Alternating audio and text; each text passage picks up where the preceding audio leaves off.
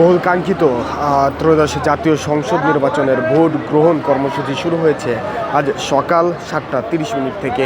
আমরা এই মুহূর্তে আপনাদেরকে যুক্ত করেছি রাজধানীর ঢাকা 12 নম্বর আসন থেকে, এবং যেমনটি দেখানোর চেষ্টা করছি, ঠিক ঢাকা 12-র সরকারি বালিকা উচ্চ বিদ্যালয় যে কেন্দ্র রয়েছে সেই কেন্দ্রের বাইরে ভোটারদের উপচে পড়া ভিড় কিন্তু লক্ষ্য করা যাচ্ছে। আমরা দেখছি উৎসব মুখর পরিবেশ নিয়ে ভোটাররা এই কেন্দ্রে আসছেন এবং তাদের যেই পছন্দের প্রার্থী রয়েছেন তাদেরকে ভোট দিচ্ছেন, এমন চিত্রই কিন্তু লক্ষ্য করা যাচ্ছে। এবং বলে রাখতে চাই, আজকে সকাল হতে বেশ কয়েকটি কেন্দ্রের থেকে কিন্তু আপনাদেরকে যুক্ত করেছি আমি শাহরিয়ার জামিল নূর, এবং বলার চেষ্টা করছিলাম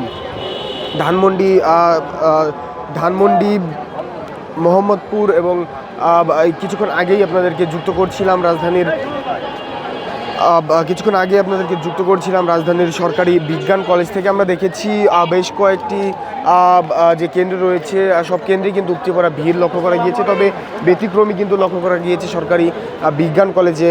সেখানে কিন্তু ভোটার শূন্য প্রায় বললেই চলে, এমনটি চিত্রই কিন্তু লক্ষ্য করেছি এবং সরাসরি সম্প্রচারে আপনাদেরকে দেখানোর চেষ্টা করছিলাম। এবং একটি বিষয় বলে রাখি, ত্রয়োদশ জাতীয় সংসদ নির্বাচনের যেই ভোট গ্রহণ কর্মসূচি সেটি কিন্তু বিকাল 4টা পর্যন্ত অনুষ্ঠিত হবে, এবং এর মধ্যেই ভোটার যারা রয়েছেন তারা কিন্তু তাদের পছন্দের প্রার্থীকে তাদের যেই কেন্দ্র রয়েছে কেন্দ্রে এসে ভোট দিবেন।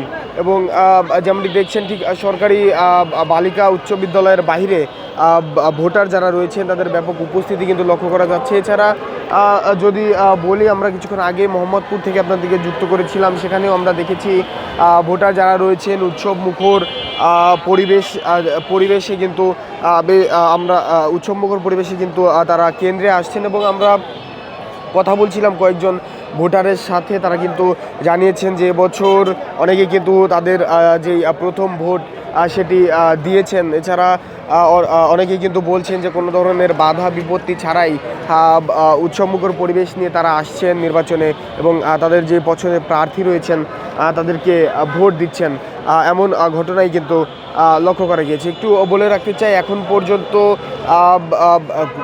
গুটি কয়েক স্থানে কিছু অপ্রীতিকর ঘটনা ঘটলেও তার প্রভাব কিন্তু রাজধানীর যেই কেন্দ্রগুলো রয়েছে সেখানে পড়েনি। আমরা দেখেছি ভোটারদের যে উপস্থিতি, ব্যাপক হারে কিন্তু উপস্থিতি লক্ষ্য করা গিয়েছে। শুধুমাত্র কয়েকটি কেন্দ্রে আমরা দেখেছি যে ভোটারদের উপস্থিতি কম। এবং একটু বলে রাখি, কিছুক্ষণ আগে রাজধানীর ঢাকা 8 আসনে নাসিরউদ্দিন পাটোয়ারি এবং মির্জা আব্বাসের যারা সমর্থক রয়েছে তাদের মধ্যে ধস্তাধস্তির ঘটনা ঘটেছে। এছাড়া কয়েকটি কেন্দ্র ছাড়া আসলে সব জায়গায় ভোটারদের যে উপস্থিতি সেটি কিন্তু ব্যাপকভাবে লক্ষ্য করা গিয়েছে।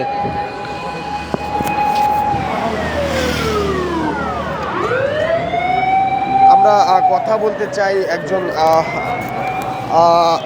আপনি কি ভোট দিয়েছেন কিনা? আপনার ভোট কোন আসনে? আলহামদুলিল্লাহ সকালবেলা ভোট দিয়েছি। কোন আসনে ভোট?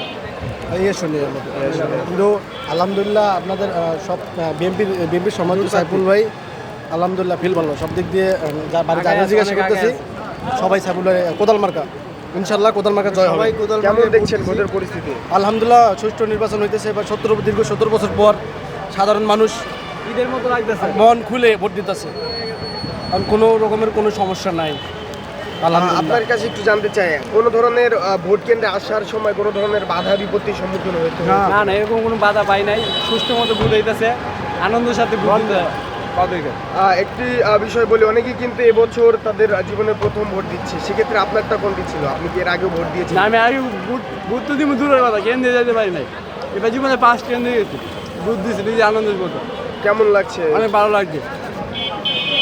দর্শক, যেমনটি শুনছিলেন, যারা ভোটার রয়েছেন তারা কিন্তু বেশ উৎফুল্লতা নিয়ে, উৎসবমুখর পরিবেশ নিয়ে রাজধানীর যে কেন্দ্রগুলো রয়েছে সেই কেন্দ্রে আসছেন এবং তাদের পছন্দের যে প্রার্থী রয়েছে তাদেরকে ভোট দিচ্ছেন। এবং আমরা দেখছি রাজধানীর বেশ কয়েকটি স্থানে কিন্তু বেশ কয়েকটি কেন্দ্র কিন্তু আপনাদেরকে ঘুরে ঘুরে দেখানোর চেষ্টা করছিলাম এবং বলার চেষ্টা করছিলাম,